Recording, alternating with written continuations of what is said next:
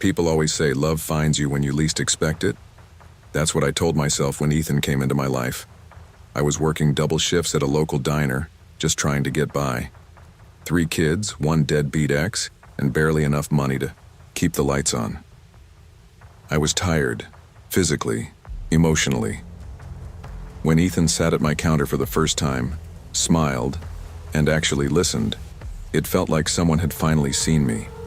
He was charming, no doubt. Always quick with a joke, always telling me how strong I was. "You shouldn't be doing this alone," he said one night as I packed up leftover cornbread for my kids. "You deserve better." He moved in fast, literally and figuratively. At first I was grateful. He helped with the kids, picked them up from school when I worked late. He cooked, cleaned, bought groceries. For a while it felt like I'd finally caught a break. But then the cracks started showing. He began questioning where I was going, who I talked to, how long I spent at the store. He'd go through my phone, demand passwords, get upset when I didn't respond fast enough. It wasn't yelling at first, just cold silences and guilt tripping. Then came the yelling, the slammed doors, the thrown dishes. I kept telling myself it was just stress, that he'd get better.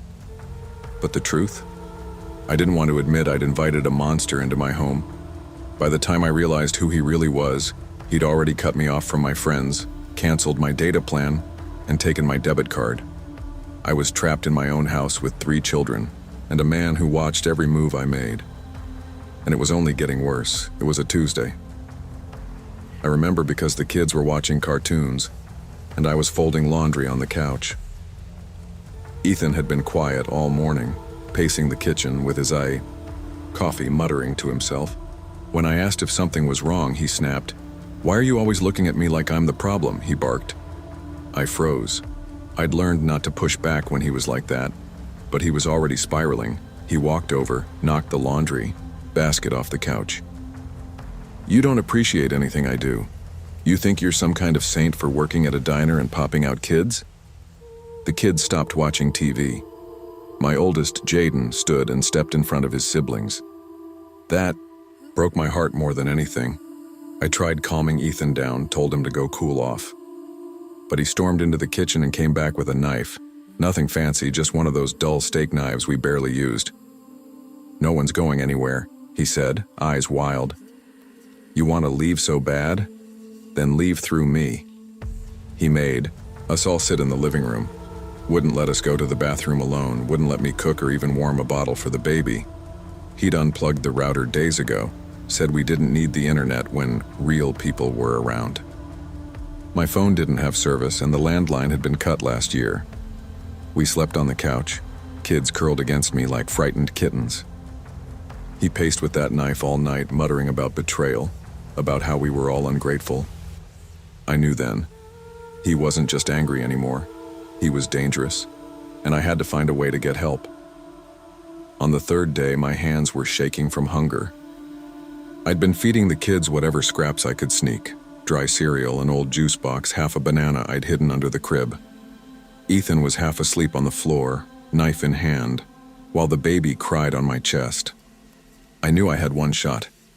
I remembered something. Pizza Hut. It was the only app still installed on my phone that didn't need active cell service to at least function with Wi-Fi.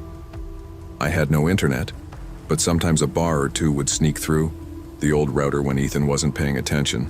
I opened the app. It lagged, froze, then loaded. I added a single pizza to the cart. Pepperoni. Cheap. Something they'd actually deliver without delay. But it was the delivery instructions that mattered. "Please call 911, abusive BF holding me plus kids hostage, bring police, don't make noise." I prayed someone would read it, that they wouldn't think it was a joke or spam. I hit place order and shoved the phone under the couch cushion before Ethan stirred. 30 minutes passed like hours. Every footstep outside made my pulse. Right then the knock, Ethan jumped up, knife in hand. "Who the hell is that?" "Must be the neighbors," I lied. "Probably kids selling something." He opened the door and froze. Red and blue lights flooded the hallway. Police dropped the weapon. Ethan didn't have time to run. The officer tackled him right in the doorway. The knife skittered across the floor. The kids screamed. I screamed. But we were free. The driver had seen the message, he read it, he believed it, and he saved our lives. After the police took Ethan, everything felt eerily quiet. The apartment that once felt like a prison now felt like a vacuum. I held my kids close as paramedics checked us over. No one had visible injuries, just bruised spirits and shaken nerves. We spent the night at a women's shelter. Clean blankets, warm food, and a room that locked from the inside. I watched my babies sleep peacefully for the first time in days.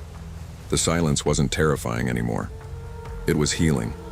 The officers told me Ethan had a record, past assaults, even a restraining order filed years ago by another woman. I'd had no idea. He'd kept that part of himself hidden under fake smiles. And home-cooked meals. I felt stupid, angry, but most of all I felt grief. Grief for the woman I'd been before all this.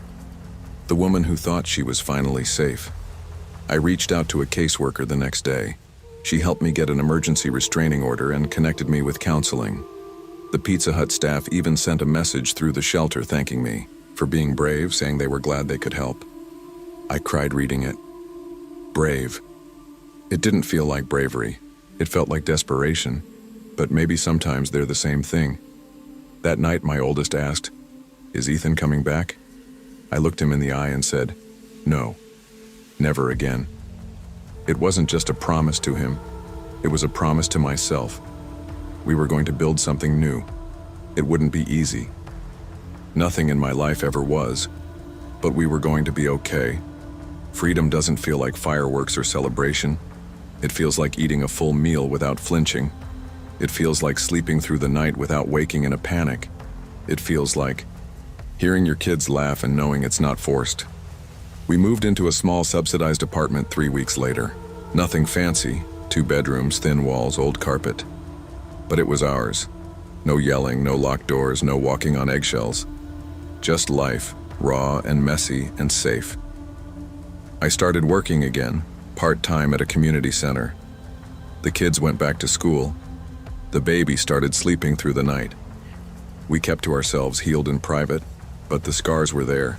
Sometimes I'd hear footsteps and freeze. The creak of a door still makes my heart jump, and the idea of dating again, I can't even imagine it. Still, I celebrate the little victories. I got a new phone plan. I registered for GED classes. I cook dinner without worrying if someone will throw it across the room. And sometimes when the kids are asleep, I order a small pizza. Just for me. Every time I do, I remember how something as simple as a food app gave me a second chance. To the delivery driver who read that message, thank you. To the dispatcher who believed it, thank you. To every mom out there stuck in silence, there's a way out. It's not easy. It's terrifying. But it's possible. My story isn't a fairy tale. There's no white knight. Just a tired woman who got tired of surviving. Now, I live. One day, one slice at a time.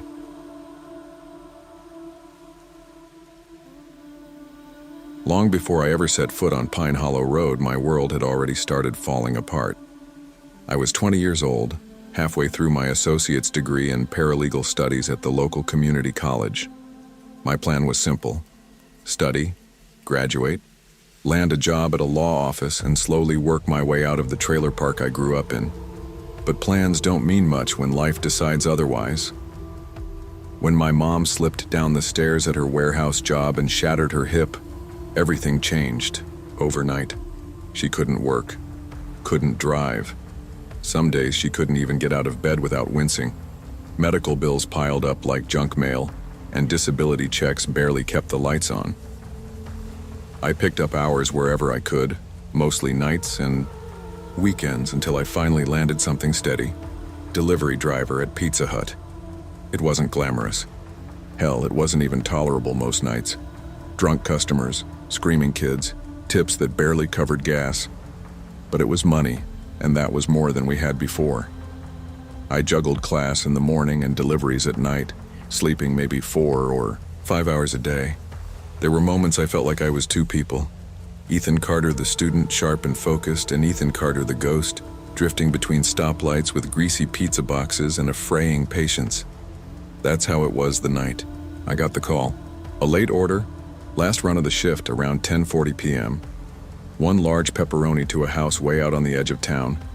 The address was unfamiliar, Pine Hollow Road. I asked Susan, the night manager, if she'd ever heard of it.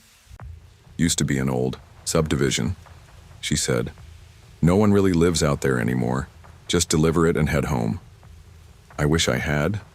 The drive took longer than expected. The further I got from town, the more the houses thinned out, replaced by weedy lots and sagging mailboxes. Most homes looked abandoned, with plywood over windows and roofs that had given up the fight years ago. I should have turned around.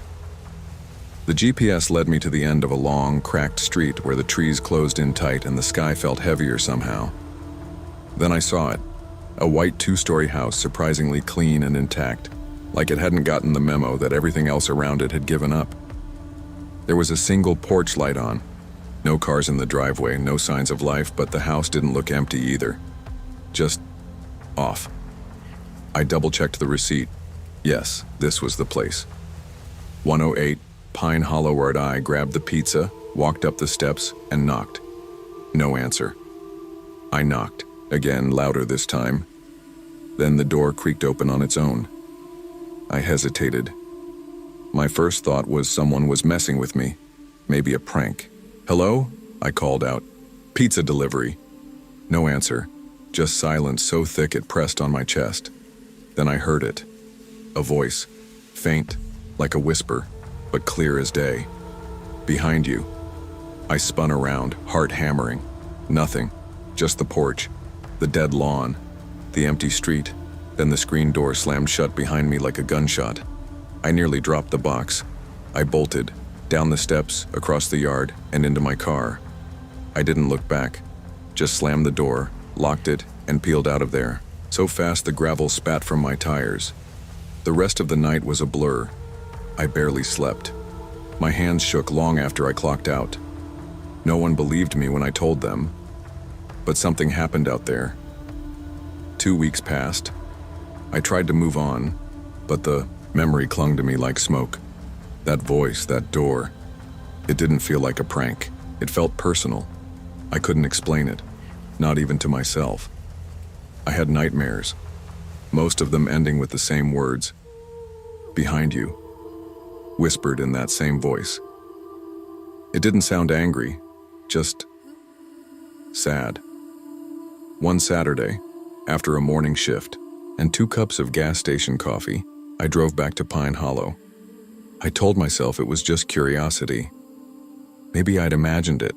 Maybe someone lived there after all. I needed closure, or at least a reason to stop looking over my shoulder. But when I got there, the house was unrecognizable. The yard was overgrown. The paint peeled. The porch light was broken. Windows were shattered.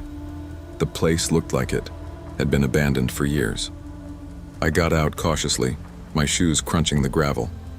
The front door was still slightly ajar the way I'd left it. Inside, the air was stale, thick with dust and mold. The pizza box was gone. The living room was empty. No furniture, no lights, nothing except an old picture frame on the floor. Inside was a photo, water-stained and faded. A man, maybe in his 30s, standing beside the same porch I had stood on. He looked happy, tired, but happy. I walked outside and saw an older man a few houses down, sweeping leaves off his porch. I called out to him, "Hey, do you know who used to live here?" He looked up, squinting. "That place?" he said, pointing with his broom. "Yeah, belonged to a guy named James Ellison. Nice fella, worked at the lumber mill. Took his own life 5-6 years back. No one's lived there since." The chill that crept through me wasn't from the wind. That night, I couldn't stop thinking about James Ellison. I looked up old obituaries, scanned public records, even browsed the town's online forums. There wasn't much, just a small obituary, notice and a few sparse comments. Hardworking guy, sad ending. Didn't deserve that. No mention of a haunting, no warning about the house. But there was something about the voice I heard. Behind you. It hadn't sounded threatening. It had sounded like a warning. What if James hadn't died alone? I went back to work the next day, groggy and distracted. I asked Susan about the order from 2 weeks ago, if she remembered who placed it. She frowned. "We don't deliver to that address anymore," she said. "Last driver who went there quit the next day, said it gave him the creeps. Weird thing is, the order came through online, but we couldn't trace the credit card. It was like it never existed." My skin went cold. Later that night, I drove by the house again. I didn't stop this time, just slowed down enough to see that it hadn't changed. But in one of the upstairs windows, I saw something, or someone, standing still just out of reach from the glass. Watching. I drove off without looking back. I started noticing things after that. Whispers when I was alone, lights flickering, in my apartment. A shadow in the mirror that didn't match my movement. Whether it was stress, exhaustion, or something more, I couldn't say. But I knew something had followed me back from that place, and I knew I'd never be the same. Months passed. I quit Pizza Hut, picked up work at the college library, and finally got a part-time internship at a legal office. Things were looking up, at least on the surface, but I never went near Pine Hollow again. Sometimes I dream of that house. I'm back on the porch. The door creaks open, the whisper returns, and I wake up drenched in sweat, convinced someone is in the room with me. I haven't told anyone. Not really. What would I say? That I think I was warned by a ghost? That a dead man tried to protect me from something worse? It sounds crazy, but that's what haunts me the most. Not the memory, not the fear, but the certainty that something is still waiting in that house, waiting for someone else to come knocking. I think about James Ellison sometimes. What drove him to end it? If he saw something out there on Pine Hollow that broke him, or maybe he didn't want to be alone in death. Maybe his whisper wasn't a warning. Maybe it was a plea, a whisper from someone still caught in the dark, still looking behind him, and now so am I.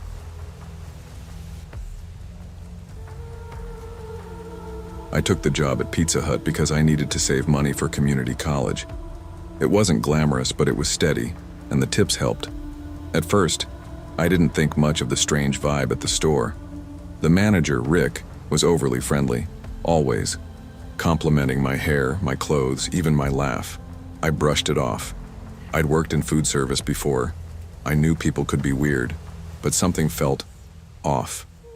Rick only hired girls. No guys in the front. If a guy applied, he'd say we were fully staffed. I noticed it after a few weeks. We were all young, mostly high school or early college-aged. Rick was in his 40s. He'd linger around the register when we took orders, asking us to smile more. Sometimes he'd touch our shoulders when we clocked in or stood too close when checking orders. It was subtle at first. You start to question yourself, am I overreacting? One day he told me I was his favorite girl because I knew how to keep quiet and follow directions. It made my skin crawl, but I laughed it off. I needed the job. The others didn't say much. A few had quit suddenly. No notice, just gone. One girl, Maria, pulled me aside once and said, "Don't ever stay here alone with him. Ever." She wouldn't explain. I thought she was being dramatic. Then came the night I stayed late to close with Rick. It was a Friday night and the shift was chaos. Back-to-back orders, short staff, cranky customers.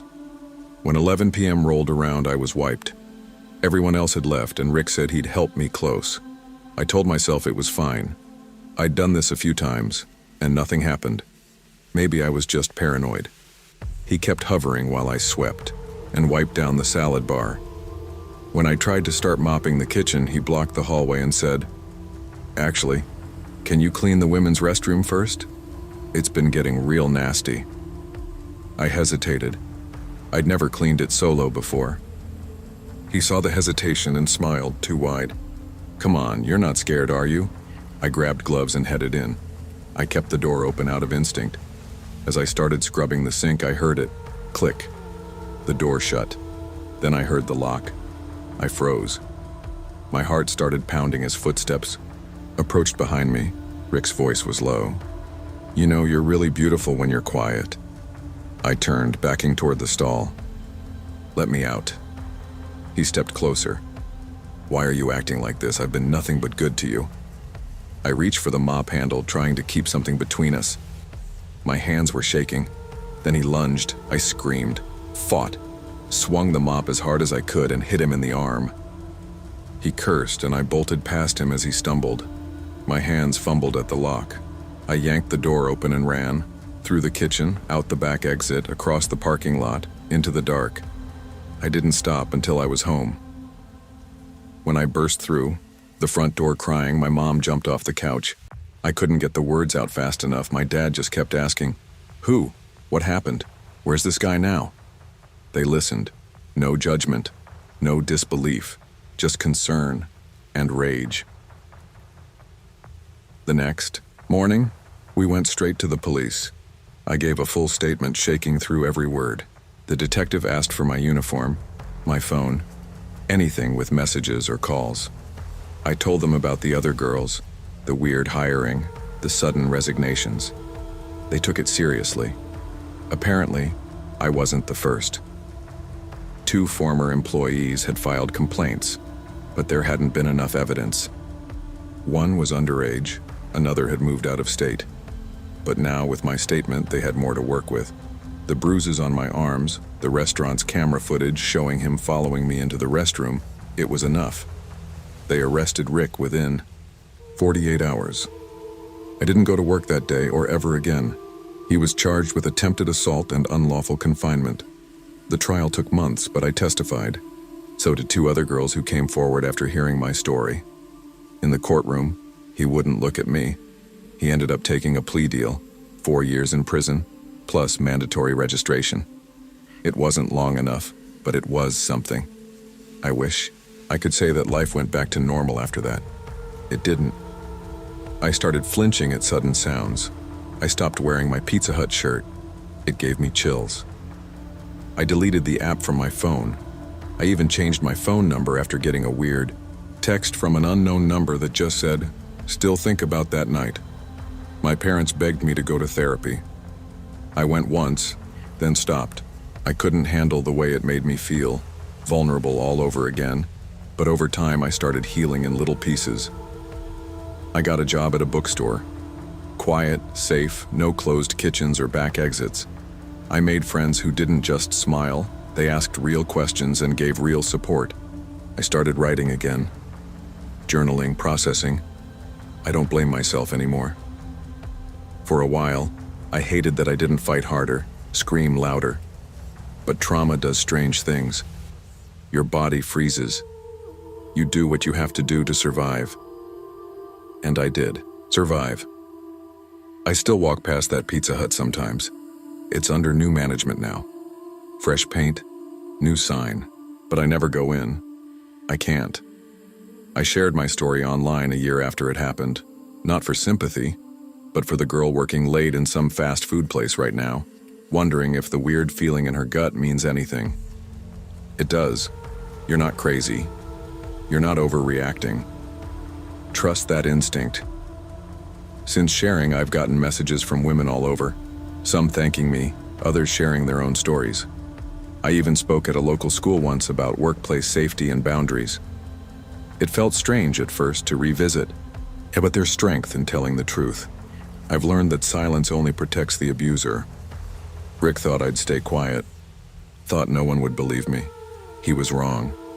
I won't ever work in food service again, that world's behind me. But I carry the lesson with me everywhere. You have the right to feel safe at work. You have the right to be heard. And I'll keep telling my story for every girl who still feels trapped behind locked doors. Because we're not just survivors, we're witnesses, and witnesses speak. I never expected much from Pizza Hut. Honestly, I thought it'd be a simple gig. Take orders, box pizzas, sweep the floors, and clock out. I was 20, just trying to stay afloat after community college didn't pan out. Rent wasn't going to pay itself, and Pizza Hut was hiring, no experience required. That was enough. The first couple weeks were fine. The crew was mostly high school kids and tired adults juggling second jobs. It was quiet work, repetitive, sure, but peaceful. That's when Victor started. He came in like a hurricane. Tall, lanky, with a buzz cut and a voice that never seemed to drop below a shout. First day, he introduced himself like we were best friends from another life. "Yo, Ethan, right? You and me are gonna run this place." He laughed like he'd cracked the code of the universe. I chuckled awkwardly, not sure what to make of him. Victor worked hard, I'll give him that. Fast on the line, always eager to pick up shifts. But there was something off, too intense, too interested. He'd ask weird personal questions like if I lived alone or if my parents were cool with people staying over, stuff that had nothing to do with work.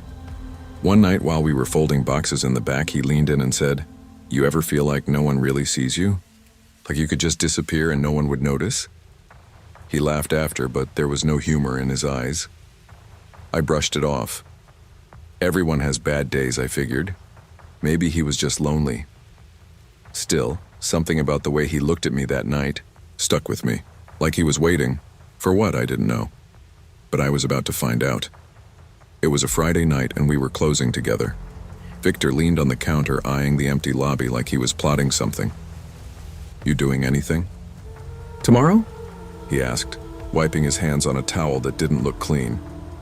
"Got a couple of friends coming over. You should swing by. We'll get beers, maybe watch some old war movies."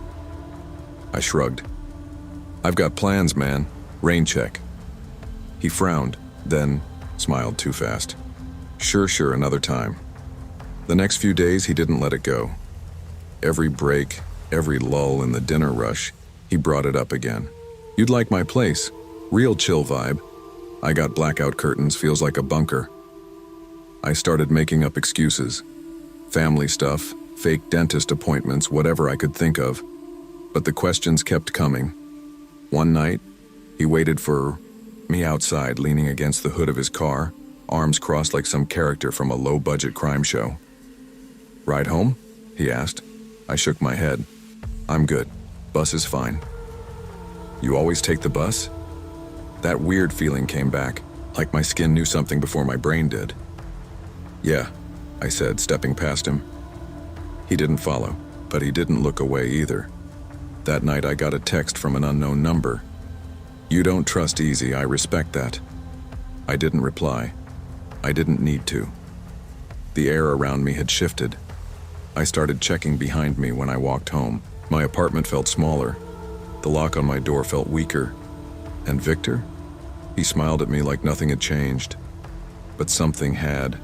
I could feel it. By week 6, I dreaded clocking in. Victor had become a permanent shadow, always hovering nearby. He'd sneak up on me mid-shift just to whisper something bizarre. Quotes from horror movies, lines about isolation, things that made my stomach knot. Once he told me, "People think monsters are loud, but the worst ones are quiet. Patient." Laughed nervously, pretending I didn't hear him right. "You've been watching too many movies, man." He grinned. "Maybe." He started showing up on my days off. Just hanging around the strip mall, claiming he was waiting on a buddy. Always seemed surprised to bump into me. Once he followed me into the gas station across the street, buying a soda he didn't open, just so he could walk beside me. I told my manager Tasha about it. She nodded, said she'd keep an eye, but nothing changed. Maybe it was my fault. I downplayed it. Didn't want to be dramatic, didn't want to sound paranoid. Then came the night we were short-staffed. Just me and Victor. The dining area was closed, the last delivery was out, and it was past 11. I was wiping down the soda fountain when he leaned against the counter beside me. "You ever think about starting over? New name, new place, just disappear?" I swallowed. Why would I want to do that? He stared at me for a beat too long. I think about it a lot. I finished my shift in silence, left through the back door, and jogged the whole way home. My hands were shaking. My legs didn't stop until I double-locked my apartment door. That night I didn't sleep. Not really. Every creak, every passing car, I imagined Victor's face in the dark. It happened a week later. The night I still see in flashes. I was alone again, closing on a Thursday. Victor wasn't on the schedule. I felt relief, even a little stupid for being so wound up. I turned up the music, mopped the floors, and started locking up. The last thing I had to do was clean the bathroom. I propped the door open, wheeled the cart inside, and started wiping the sinks. That's when I heard the stall door creak open. "Store's closed," I said, assuming a customer had snuck in before we locked the front. Silence. Then, Victor stepped out. I dropped the rag. "What the hell? How did you get in?" He just smiled. "You left the side door cracked, should be more careful." I took a step back, my chest tightened. "You can't be here, man, you need to leave." His smile dropped. "Why are you scared of me, Ethan? I've never done anything to you." My heart was pounding. "Just go." He moved faster than I thought possible, grabbed me by the collar, slammed me against the wall. His forearm pressed into my throat. "I'm not the bad guy," he whispered, his breath sour with something chemical. "You just don't listen." I clawed at his arm, kicked wildly. My vision blurred. Then he let go. I fell to the ground, coughing, gasping. Victor stood over me. "See? You're not ready for the world. People like you break easy." He turned and walked out like nothing had happened. I locked the doors, called Tasha. She told me to go home. She'd report it, she said. File a complaint. But no cameras, no witnesses. Nothing came of it. I never went back. I quit the next morning. Left a voicemail and dropped my uniform in the drop box behind the store. I never set foot in there again. For weeks, I jumped at every noise. Every shadow felt like a threat. I changed my number, blocked every known contact. I didn't tell my parents, didn't tell friends. What would I even say? Victor never got arrested. He never even got fired, as far as I know. A few weeks later, I heard from a former coworker that he just stopped showing up. Vanished. No warning. And part of me was glad. But part of me still looks over my shoulder.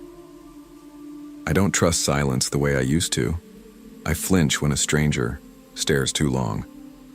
I cross the street when footsteps follow too close behind me. I wish I had some clean ending. Victor behind bars, justice served. But real life doesn't work that way. Sometimes people like him just slip through the cracks and the rest of us carry the bruises in our heads. The scariest thing isn't that Victor hurt me, it's that he could have done worse. And no one would have believed me until it was too late.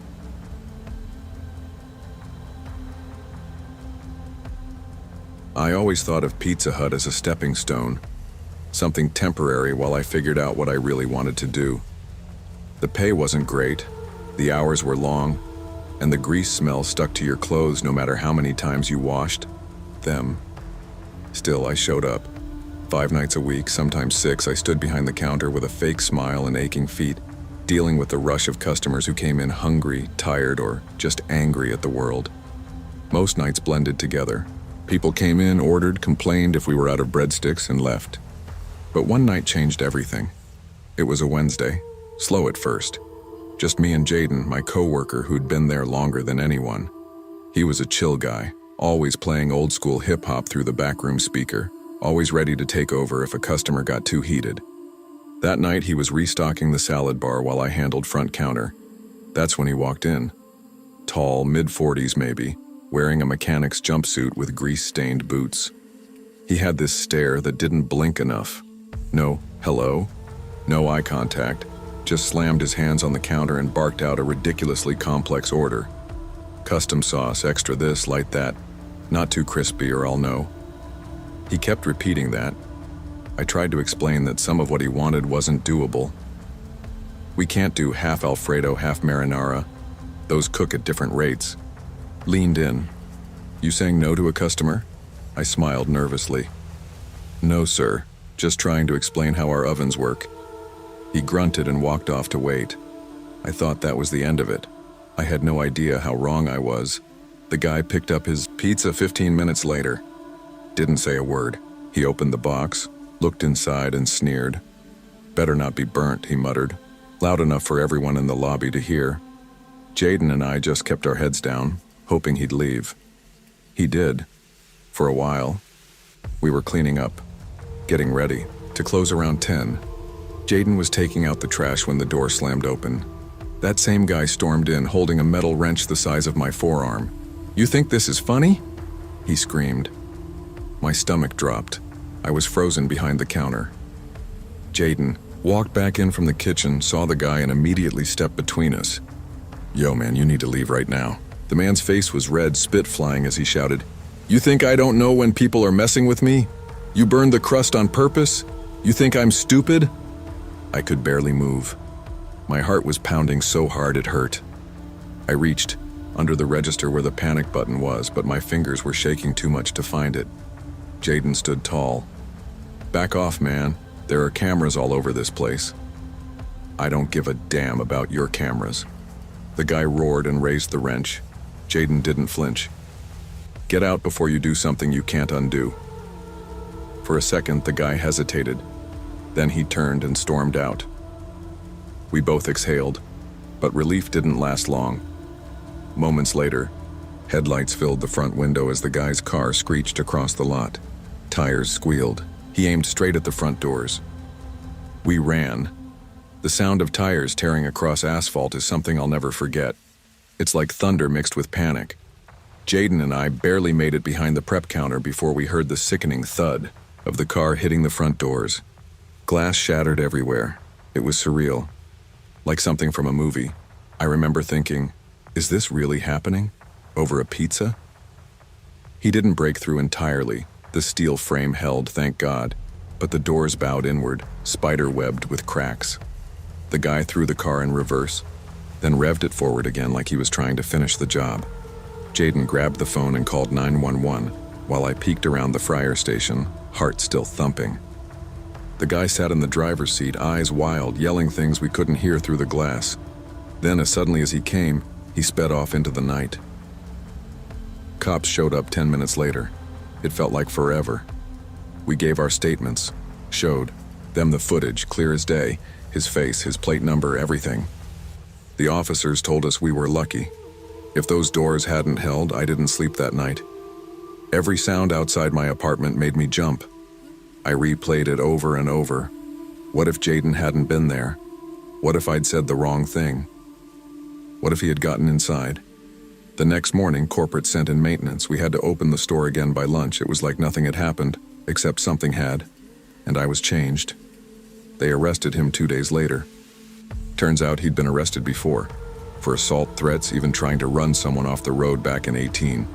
But nothing ever stuck long. Always got out on probation or technicalities. This time, the footage helped. Multiple angles. His voice, his face, the wrench in hand. He was charged with aggravated assault, attempted vehicular assault, destruction of property. I followed the case when I could, but most of it felt like noise. What mattered to me was that he couldn't come back. Still, the fear didn't just disappear. Every time a man came in angry, I tensed. Every time the door slammed too hard, I flinched. I started carrying pepper spray. Jaden tried to laugh it off like it was just another crazy customer story, but I could tell it shook him too. I went home that night after the police told us he was in custody and sat at the edge of my bed for a long time. I wasn't crying. I wasn't shaking. I was just still, numb. People underestimate how fragile a normal night can be, how close the line is between inconvenience and terror, between a burnt pizza and a potential tragedy. My manager offered me a few days off. I didn't take them. I don't know why. Maybe pride, maybe fear of what sitting still would make me feel. I just wanted to go back to routine, to pretend I was okay. But something in me had shifted. That job used to feel temporary. Now it felt like a war zone. A few weeks later, I was back to my regular rhythm. Orders, cleanup, small talk with regulars. But it wasn't the same. The store still had a faint crack across the glass doors. No matter how much they replaced, a reminder always lingered. Jaden eventually quit. Said he needed something calmer. I didn't blame him. As for me, I stayed. It's strange. Most people think the job's about food. But what I learned is that working retail or food service means stepping into people's lives for 5 chaotic minutes at a time. Some are kind, some are rude, and some are dangerous. I've had therapy since. Just a few sessions, enough to put some words to the unease I carried. The counselor said what I experienced was acute trauma, that it would pass. I don't know if it ever fully will, but I've learned to breathe again, learned to stand taller behind that counter. Sometimes new hires ask me, "What's the craziest thing that's happened here?" I usually just smile and say, "You don't want to know," but inside I remember every second. And every time a customer gets mad about ranch dressing or a late delivery, I remember that night. That wrench, that car, that feeling of not knowing if I'd ever go home again. But I did, and I'm still here, and that matters.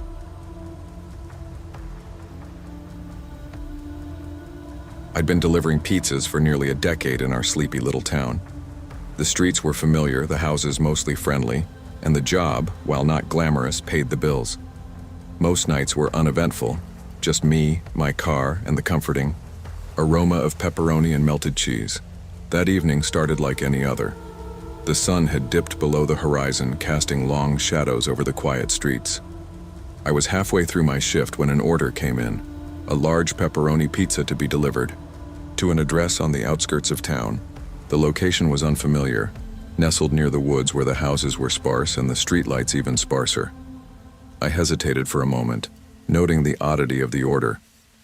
The address wasn't in our usual delivery zone, but the system had accepted it. Shrugging off the unease, I grabbed the pizza, noted the directions, and set off into the night. The drive was uneventful until I turned onto the gravel road leading to the house.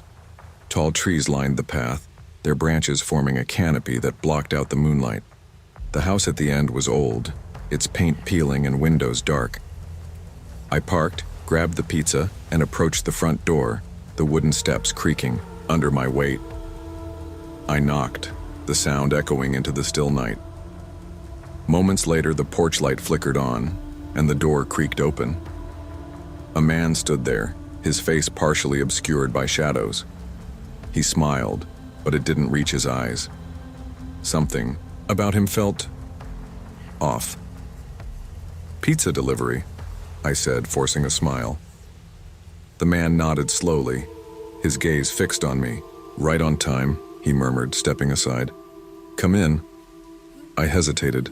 Company policy was clear: never enter a customer's home. "I can hand it to you here," I replied, holding out the box. He stared at me for a moment before reaching out to take the pizza. As he did, I heard a faint, muffled sound from inside the house. A cry? My ears perked up and I glanced past him into the dimly lit hallway. "Is everything okay?" I asked, trying to keep my voice steady. He smiled again, wider this time. "Just the TV," he said, stepping back and beginning to close the door. But before it shut completely, I caught a glimpse of movement. A figure, bound and gagged, struggling, in the shadows. Panic surged through me. I turned and hurried back to my car, fumbling with the keys. Behind me, I heard the door swing open, followed by rapid footsteps. "Wait!" the man shouted. I didn't look back. I dove into the driver's seat, slammed the door shut, and locked it. He reached the car just as I started the engine pounding on the window. His face was twisted in anger, the earlier smile gone. I reversed out of the driveway, tires kicking up gravel, and sped down the road, heart pounding. Back at the restaurant, I called the police, recounting the entire incident. They took my statement seriously, dispatching officers to the address immediately. I waited, nerves frayed, replaying the events over and over in my mind. An hour later, an officer called to inform me that they had found a woman in the basement, bound and terrified. She had been missing for days, reported by her family.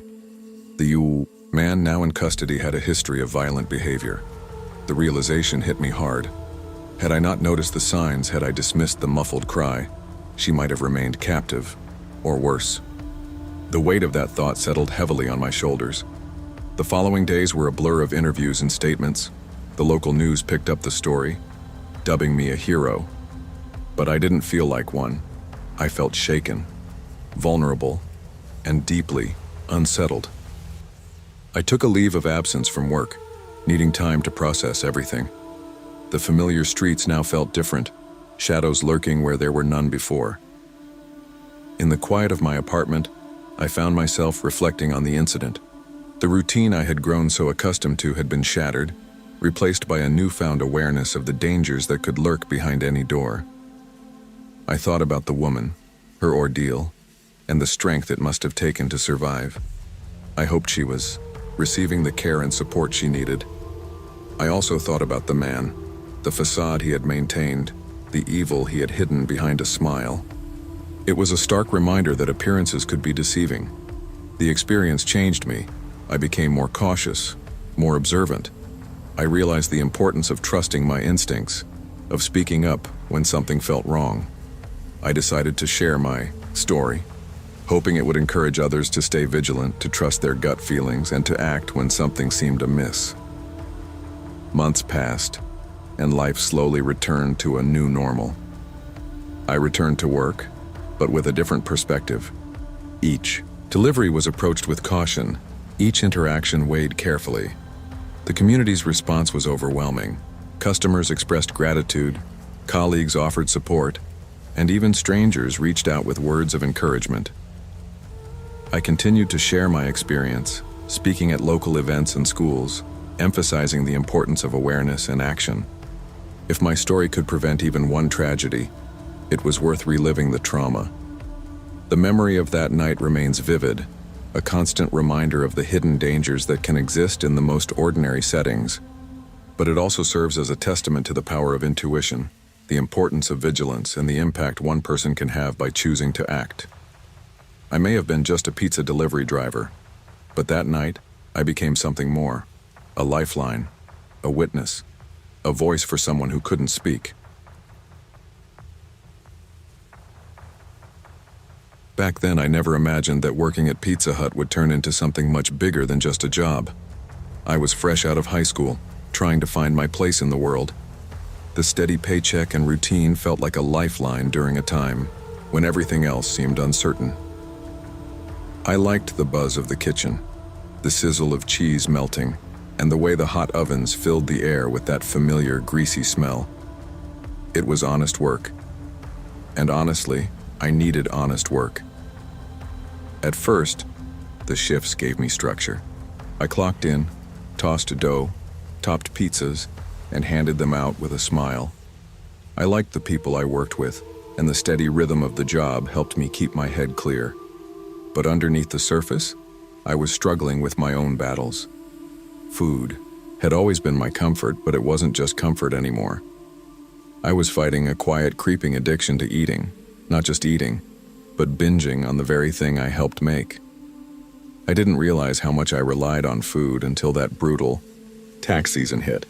My mom was sick, bills were piling up, and the pressure at work grew heavier. The stress crushed me, and pizza became my escape. After a long day, I'd sit in my small apartment, eat slice after slice, telling myself I deserved it. It was the only thing that made me feel okay. I thought I had control. I thought it was just a phase. But little by little, the habit took over, and the lines between work and life blurred. I didn't notice how my health was slipping, how I was retreating from everyone except the glowing oven and the greasy cardboard boxes. The days started to blend together. I'd wake up with a knot in my stomach and find myself counting down hours until my next shift. That's when I could be near the pizza, the one thing I felt I could depend on. I stopped cooking real meals at home. Pizza was easier, cheaper, and gave me that fleeting sense of comfort. But inside, I felt hollow, tired, and trapped. My coworkers noticed. Some joked about my weight gain. Others seemed concerned, but said nothing. I brushed off their comments, slipping deeper into my routine. I wasn't just eating pizza, I was living off it. Breakfast, lunch, dinner, it was all the same greasy slices, night after night. The stress didn't ease either. The manager kept piling on more hours, and the tax season dragged on with no relief. I started hearing whispers about strange things happening during deliveries, stuff I didn't want to believe. At first, I thought it was just workplace gossip. But then, there was Jeremy. Jeremy was a delivery driver who had died in a car accident 2 years before I started. I remembered hearing about it. He was young, reckless, and gone too soon. One night after closing, I was locking up when I heard the delivery doorbell ring. I opened it and saw a familiar face, Jeremy's. He smiled that crooked, tired grin, handed me an order, and disappeared before I could say anything. My heart slammed in my chest and I shut the door quickly. I convinced myself it was a trick of the light or my stressed-out mind playing games. But things only got weirder from there. I couldn't shake the feeling that something was off. Boxes showed up at my apartment with no memory of ordering them. The taste of the pizza felt wrong, metallic and stale. At work, I started noticing unsanitary conditions I had never seen before. Moldy cheese, dirty ovens, and unwashed utensils. The place was falling apart, and no one seemed to care. Jeremy's appearances haunted me. Sometimes I'd see him standing outside the store watching. Other times I'd catch glimpses of him in the rearview mirror during deliveries. I told myself it was paranoia, fueled by exhaustion and my own spiraling addiction. But deep down, I knew something was wrong. My health was deteriorating fast. I felt weak, out of breath after climbing a single flight of stairs, and my clothes no longer fit. The isolation was suffocating. I stopped answering calls, stopped seeing friends. The pizza was all I had left. One night, after a particularly bad shift, I found a secret stash behind the dumpster. Spoiled food, expired ingredients, and empty bottles. It hit me hard. This wasn't just a personal battle anymore. This was dangerous. I knew I couldn't keep living in denial. That night was a turning point. I called in sick the next day, something I hadn't done in months. I finally let myself rest. I reached out to a local health inspector and told them everything. The unsafe conditions, the strange deliveries, and the ghostly sightings of Jeremy. The inspector took my concerns seriously. They visited the store unannounced. What they found was worse than I imagined. Vermin infestation, spoiled food, broken equipment. The restaurant was immediately shut down. I felt a strange mix of relief and guilt. Relief that the nightmare was ending, guilt for having ignored the signs for so long. At home, I started to seek help for my addiction. I talked to a counselor, joined a support group, and slowly began to rebuild a healthier relationship with food. The road wasn't easy, and there were days I wanted to give up. But each step forward was a victory. I realized that facing my fears, the fear of losing my job, the fear of being alone, the fear of failure, was the only way to truly reclaim my life. It was scary but necessary. It's been a year since that closure, and my life looks different now. I'm not cured. Addiction isn't a simple fix, but I'm learning to live with it instead of letting it control me. I cook my own meals, eat with friends, and even went back to school part-time to study nutrition. Sometimes I think about Jeremy. I don't know if he was real or just a hallucination born of stress and guilt. But in a way, he was a wake-up call. The ghost was a reminder that ignoring problems doesn't make them disappear. I still have moments of weakness, and the past isn't something I forget. But I've learned to listen to myself, to reach out before I fall too far. This story isn't about pizza or ghosts. It's about survival, about finding hope in the darkest places. If you're fighting your own battles, whatever they are, I want you to know it's okay to ask for help. It's okay to face your fears, because that's how you find your way back. I started working as a pizza delivery driver for Pizza Hut right after high school. It wasn't glamorous, but it paid the bills, and I liked the freedom of the road. The job was mostly straightforward: pick up the order, deliver it, collect the cash or card, and head back. Simple. I never thought I'd find myself in a situation that felt like it was straight out of a horror movie. Friday nights were the busiest. The rush never stopped from around 6 until late. That night was no different. The store was packed, orders flying in nonstop. I was running deliveries back to back, adrenaline keeping me sharp despite the fatigue. Then my manager handed me a slip for a medium pepperoni pizza, something normal, nothing out of the ordinary. What caught my eye was the delivery address. It was for another Pizza Hut just a few miles down the road. I double-checked the ticket, then the screen. Yeah, it said exactly the same. I thought maybe a mistake.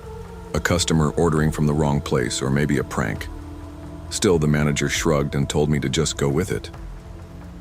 So I grabbed the pizza and headed over. Pulling up to the other Pizza Hut, I figured I'd explain the weird order.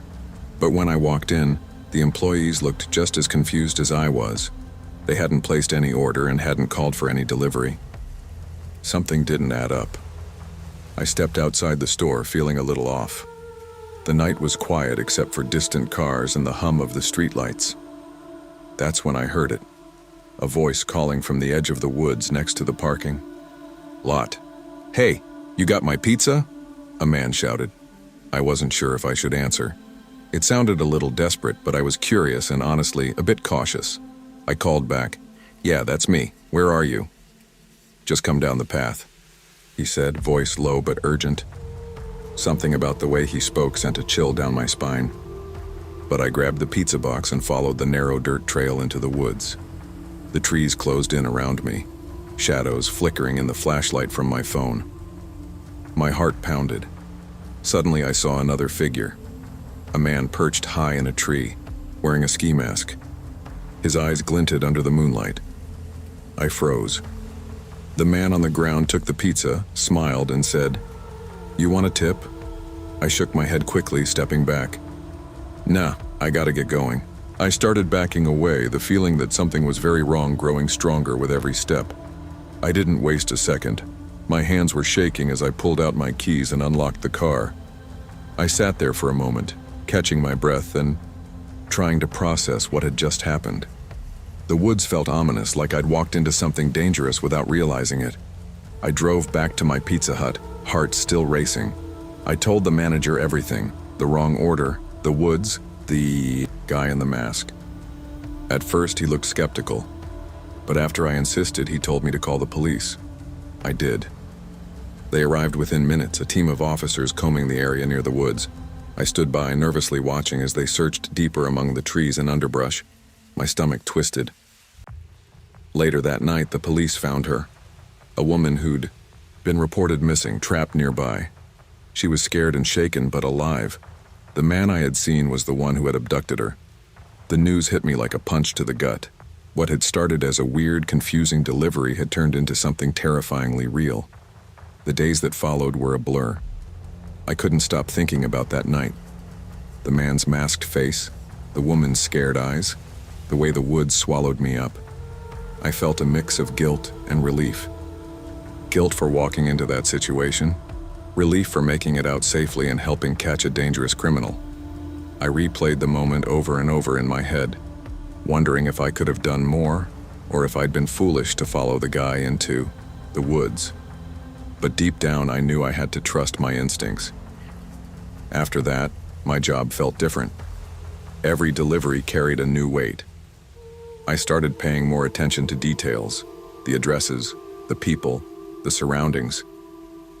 I wasn't just delivering pizza anymore. I was responsible for my safety. My coworkers listened to the story with a mix of disbelief and concern. Some told me to quit. Others said I was brave.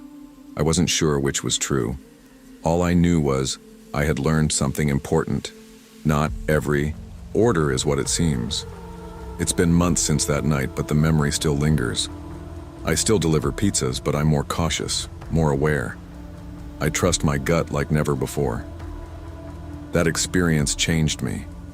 It showed me how quickly things can go sideways, how danger can hide in the most ordinary places. It taught me the importance of speaking up, trusting your instincts, and never ignoring that little voice inside that says, something's not right. I'm sharing this story because sometimes the scariest moments come when you least expect them, and it's okay to be afraid. But it's also okay to be brave. You don't have to be a hero, just smart and alert. If you ever find yourself in a weird or unsafe situation, don't hesitate to walk away and get help. It could save your life or someone else's. High school nights at my house were usually pretty chill, especially when my parents were out of town. My older sister Emily and I often took advantage of their absence to stay up late, watch movies, and order pizza. It was a simple routine. One, that felt like a secret little rebellion, but really just comfort food and sister bonding. One Friday night, after Emily finished her homework, we decided to order from the local pizza joint down the street. Nothing fancy, just a couple of large pizzas and some breadsticks. I was hanging out in the living room scrolling through my phone while Emily paced by the window, waiting for the delivery guy. When the doorbell rang, Emily opened the door with a bright smile that quickly faded into a guarded look. I didn't think much of it at first, but then she whispered my name and said, "That's the delivery driver who creeped me out a few weeks ago." I raised an eyebrow, curious. Emily explained that during a previous delivery, the guy had been acting weird, hovering too close, making uncomfortable small talk, and glancing around the house like he was trying to see inside. She said it made her uneasy enough that she refused to order from that place again. I hadn't noticed anything unusual, but after seeing the look on Emily's face, I knew something was off. That night was supposed to be normal, but it wasn't going to stay that way. We ate the pizza quietly, both of us distracted by what Emily had told me. The night was dark outside, and the house felt unusually quiet with just the two of us. After the dishes were cleared, Emily locked the door and double-checked the windows. "Better safe than sorry," she said. About an hour later, just as we were settling back in, the doorbell rang again. My heart jumped. Emily looked at me, eyes wide and tense. She whispered, "Don't open it." I peeked through the peephole and saw the same delivery driver standing there, holding a small, suspicious-looking paper bag. He smiled nervously and said, "Hey, I got a free brownie here for your sister. Thought she might want it." Something about the way he said it sent a shiver down my spine. Emily stayed silent but shook her head firmly. "No thanks," she called through the door. The driver's smile twisted, his tone shifting. "Come on, I know you're home alone. Just take it. No one has to know." I could see the anger bubbling beneath his words. It wasn't just a delivery guy anymore. He was threatening us, trying to push boundaries we weren't willing to cross. My mind raced as I weighed what to do next. Emily looked frozen, scared, but quiet. I realized I had to step in, even though I felt terrified inside. Opened the door just a crack and said in a firm voice, trying to sound tougher than I felt, "Listen, man, you're creeping us out. Back off or I'm calling the cops." He sneered, trying to intimidate me, but I held my ground. "You don't want to mess with us," I added, hoping my bluff would work. For a moment, the tension hung thick in the air. Then the driver's face twisted with frustration. "Fine," he spat and turned to leave, muttering under his breath. I quickly shut and locked the door. Emily and I didn't say much, but the relief was palpable. We grabbed our phones, and I dialed 911, telling the dispatcher what had happened. That night, the fear settled deep in my chest, but so did a sense of empowerment. We hadn't let him win. The police arrived a short time later, taking our statements and reassuring us they would investigate. They promised to check the driver's history and keep an eye on the neighborhood. The next day, I called the pizza place to report the incident, insisting they take it seriously. The manager apologized and said they would handle it immediately. A few days later, we heard the driver was fired. It felt like justice, but the memory stuck with me longer than I expected. I kept thinking about how easily a simple pizza delivery could have turned dangerous. Emily and I started being more cautious, double-checking who was at the door and never opening it fully without knowing exactly who was there. Looking back, that night taught me a lot about boundaries and trusting your instincts. It's easy to think that something like a pizza delivery is harmless, just part of everyday life. But sometimes danger hides where you least expect it. I'm glad I stood up for my sister and myself. It wasn't about being tough or brave. It was about recognizing a threat and acting on it. Knowing when to say no, when to protect yourself, and when to call for help. Now, whenever I hear a knock or a doorbell, I'm more aware. Not just because of that night, but because it reminds me how important it is to be alert and safe. And to anyone reading this, don't ignore those little gut feelings. They could save your life. I never thought delivering pizzas would be this stressful. When I took the job at Tony's Pizza, I figured it would be straightforward. Pick up the order, drive a bit, drop it off, get tipped, repeat. But that night, something felt different from the get-go. It was one of those Friday nights when the orders kept flooding in, the phones ringing off the hook and the drivers scrambling to keep up. I was new to this route, still getting familiar with the city's map and the odd neighborhoods on the outskirts. The streets I was used to delivering in were decent. Families, well-lit houses, friendly faces. But tonight's big order was for a part of town that made my stomach twist the moment I saw the address pop up on my screen. The neighborhood was rough, boarded-up windows peeling paint, broken streetlights flickering ominously. I could already feel the tension building inside me. I kept telling myself, it's just a pizza delivery, nothing more. I didn't want to let the nervousness win.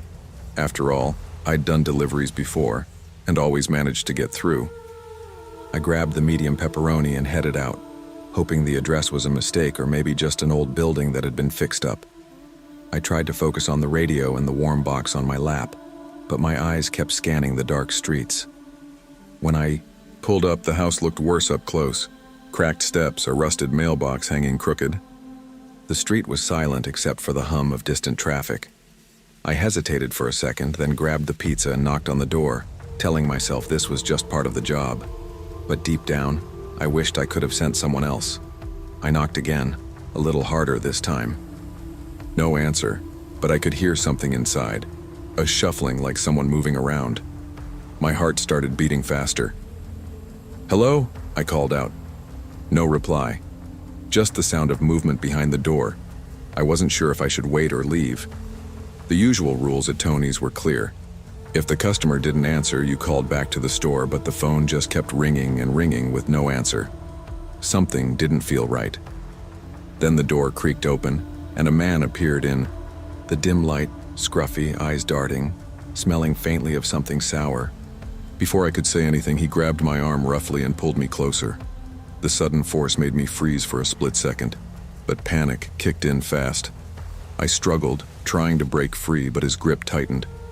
"Come on inside," he growled, his voice low and threatening. My mind screamed to run, but I felt paralyzed for a moment, caught between fear and shock. I managed to jerk my arm free, dropping the pizza on the porch as I stumbled back. I didn't wait to see what he'd do next.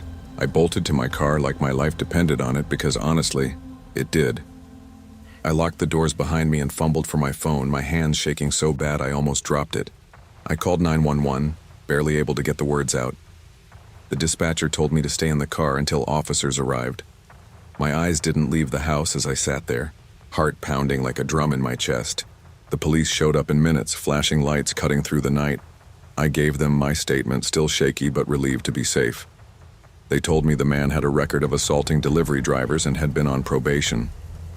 Apparently, he was known for luring workers inside under the pretense of deliveries, then attacking them. Hearing that sent chills down my spine. I thought about how close I'd come to being another victim. I kept thinking, what if I hadn't escaped? What if I'd hesitated for a second too long? The officers thanked me for calling it in, quickly saying it helped them catch him before he could hurt anyone else. Tony, my manager, was worried but proud of how I handled things.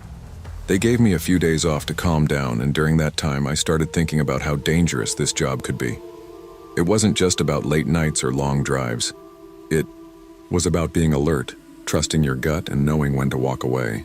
After the incident, I couldn't shake the feeling of vulnerability. I began paying more attention during deliveries, taking note of the neighborhoods, the houses, and the people around me. I started sharing my experience with other drivers, warning them about that area and reminding them to always be cautious. The job suddenly felt heavier. Delivering pizza wasn't just a way to make money anymore, it was a responsibility. I realized that many people don't think about the risks delivery drivers take just to bring them a meal. There's a real danger, especially when you're out alone at night in unfamiliar places. I also learned the value of trusting instincts. That uneasy feeling I had when I saw the address in the house wasn't just in my head. It was a warning. I wish I had listened to it a bit more, but I'm grateful I listened enough to get away. I'm still delivering pizzas, but now I'm more careful. I don't ignore the red flags or push past my gut feelings. If a place looks sketchy or the vibe feels off, I call it in, ask for backup, or refuse the delivery if necessary. It's better to lose a tip than to risk your safety. This experience taught me a harsh but important lesson. In jobs like this, vigilance isn't optional. It's survival. Being polite and professional matters, but so does protecting yourself. Sometimes the most ordinary things, like dropping off a pizza, can turn into dangerous encounters, and you have to be ready. If there's one takeaway from my story, it's this. Always trust your instincts, keep your phone close, and never hesitate to call for help. Your safety is worth more than any delivery or dollar. In everyday jobs that seem routine, dangers can unexpectedly appear. It's crucial to stay alert, trust your gut, and prioritize your safety over convenience or money. Never underestimate your instincts. They can be the difference between escaping harm and becoming a victim.